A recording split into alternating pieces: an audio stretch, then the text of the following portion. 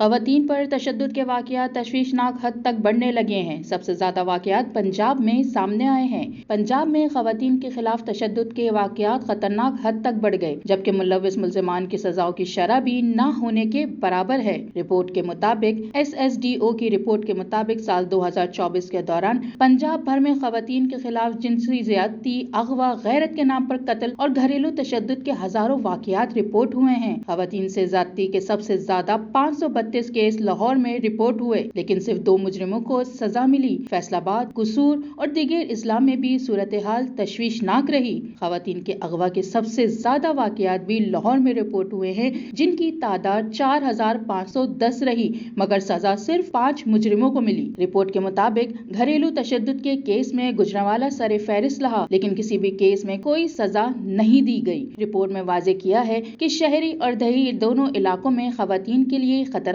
بڑھتے جا رہے ہیں اور انصاف کا نظام مؤثر کردار ادا کرنے میں ناکام نظر آتا ہے۔ واضح رہے کہ سماجی تنظیم ساحل نے گزشتہ ماہ اعداد و شمار جاری کرتے ہوئے بتایا کہ ملک بھر میں 2024 کے دوران خواتین پر تشدد کے کل 5253 کیس رپورٹ ہوئے، جن میں قتل، خودکشی، اغوا، ریپ اور غیرت کے نام پر قتل اور تشدد شامل تھا۔ خواتین کے خلاف تشدد سے متعلق ساحل رپورٹ اسلام آباد کیپٹل ٹیریٹری، آزاد جموں کشمیر اور گلگت بلتستان میں چاروں صوبوں کے 81 مختلف اخبارات سے جمع کردہ ڈیٹا کی بنیاد پر مرتب کی گئی تھی۔